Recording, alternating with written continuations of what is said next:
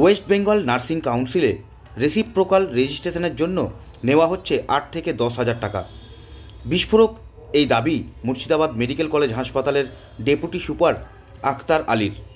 Nursing কাউন্সিলে বিপুল দুর্নীতি হচ্ছে, দুর্নীতির বিরুদ্ধে লড়াই করতে হবে, প্রয়োজনে চাকরি ছেড়ে দেব, দাবি মুর্শিদাবাদ মেডিকেল কলেজ হাসপাতালের ডেপুটি সুপারের।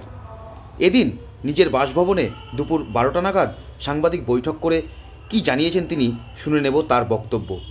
আপনাদের জানাতে চাইছি কি যে কেসটা এখন doctor Sandip Ghosh and others, Suman Hazra, Biplab Singha, Afsar Ali Khan এবং আশিস পান্ডে এরা অ্যারেস্টেড আছে, সেটা আমি যে হাইকোর্টে ফিনান্সিয়াল ইরেগুলারিটি কেস করেছিলাম তার এগেনস্টে। এবং দেখা যাচ্ছে কি যখন সিবিআই চার্জশিট দেয় তখন চার্জশিট গঠন হয়নি, বিকজ ডক্টর আশিস পান্ডে আর ডক্টর সন্দীপ ঘোষ এরা হচ্ছে গভর্নমেন্ট অফিসার, এদের ফেভারে বা এদের এগেনস্টে যেটা এনওসি দেওয়ার কথা ছিল, অ্যাপ্রুভাল দেওয়ার কথা ছিল, সেটা অ্যাপ্রুভাল দেওয়া হয়নি। এবার আমার ভীষণ ভয় লাগছে, একটা কেসে সন্দীপ ঘোষ অলরেডি বেল পেয়ে গেছে। আপনারা জানেন কি এটা আমি বলতেই পারি, আপনারাও বলতে পারেন কি ডে 1 থেকে ডক্টর সন্দীপ ঘোষকে সামহাউ প্রোটেক্ট করার চেষ্টা করা হচ্ছে। যারা প্রোটেক্ট করছে, কেন প্রোটেক্ট করছে, যার জন্যে ওর এগেনস্টে কোনো অ্যাকশন নেওয়া যায়নি। ভাগ্যিস আমি কেসটা করেছিলাম বলে, নাহলে এখন ও ঘুরে বেড়াতো, কোনো মেডিকেল কলেজে প্রিন্সিপাল থাকতো। এখন আমার মেসেজ আছে, যদি স্টেট এনওসি না দেয়, অ্যাপ্রুভাল না দেয়, তাহলে এরকম জুভেনাইল ক্রিমিনাল ছাড় পেয়ে যাবে এবং অভয়া কোনোদিন বিচার পাবে না। অভয়ার জন্য আমরা সবাই লড়ছি, অভয়া জাস্টিস পাবে না। যেই কাজটা আমি করেছি এটা কিন্তু অনেক সাহসের দরকার ছিল। কেউ তখন যখন স্বাস্থ্য ভবনে আমি জানাই, যখন আরজি করে ছাত্রদের উপরে অত্যাচার হচ্ছিল, কেউ কিন্তু আওয়াজ তোলেনি। আমি আমার প্রাণকে হাতে রেখে, স্টেকে রেখে, আমার চাকরিটাকে দাওয়াতে লাগিয়ে আমি কেস করলাম। আমার কেসে ওরা অ্যারেস্ট হলো। এখন যদি ওরা এই এনওসি না দেওয়ার জন্য যদি বেল পেয়ে যায়, তারপরে দেখা গেল কি কারাপশন আরো প্রমোট হবে, আরো কারাপশন বাড়বে, দুর্নীতি বাড়বে, আরো ছাত্ররা ভিক্টিমাইজ হবে।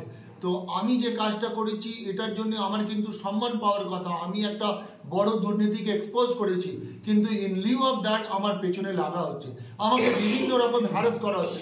আপনি জানেন 10 মাস ধরে আমার ফাইল, রেগুলারাইজেশন ফাইল স্বাস্থ্য ভবনে অফিসাররা ফেলে রেখেছে।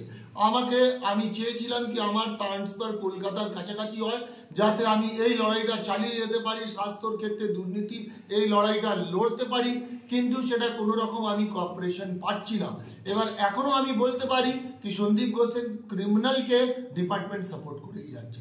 ও যদি বেল পেয়ে যায় এটার জন্য পুরো রেসপন্সিবল হবে হেলথ ডিপার্টমেন্ট।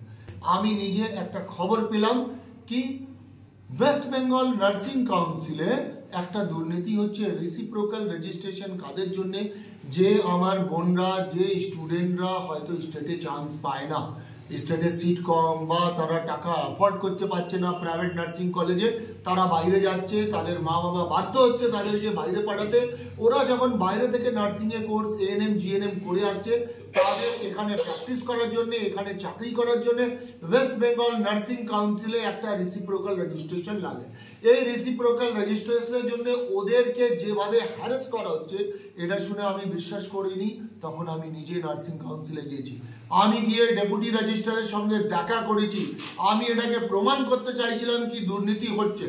আমি সারাদিন ওখানে 11টা থেকে 5টা অবধি পড়েছিলাম, 4 বার ওনার সঙ্গে দেখা করেছি। কিসের জন্য? রেসিপ্রোকাল রেজিস্ট্রেশনে অনলাইন অ্যাপ্লিকেশনে পরে একটা ভেরিফিকেশনের ডেট দিতে হয়, সেই ভেরিফিকেশনের ডেটের জন্যই ওখানে 8 থেকে 10,000 টাকা করে নেওয়া হচ্ছে একটা ক্যান্ডিডেটকে। নালে আপনি 6 মাস পরে ডেট পাবেন, আপনি 1 বছর পরে ডেট পাবেন। আমি রাজ্যর নজরে এটা আনতে চাইছি, এটা আমি জনগণের নজরে আনতে চাইছি।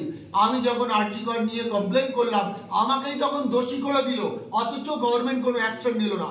আমি যদি দুম করে কেস করে দিই, তখন সরকার আমায় বলবে আমি সরকার বিরোধী। আমি কিন্তু ডিপার্টমেন্টের বিরোধী না, আমি সরকার বিরোধী না, আমি দুর্নীতি বিরুদ্ধে। আমার এই বোনেরা যারা বাইরে থেকে করে এসছে, তারা কত সাফার করবে। আপনি গিয়ে খোঁজ নিন কি ওদের রেসিপ্রোকালের যে ভেরিফিকেশনের ডেট দেওয়া, তার জন্য 8 থেকে 10,000 টাকা, সেই ডেটটা 6 মাস পরে কেন?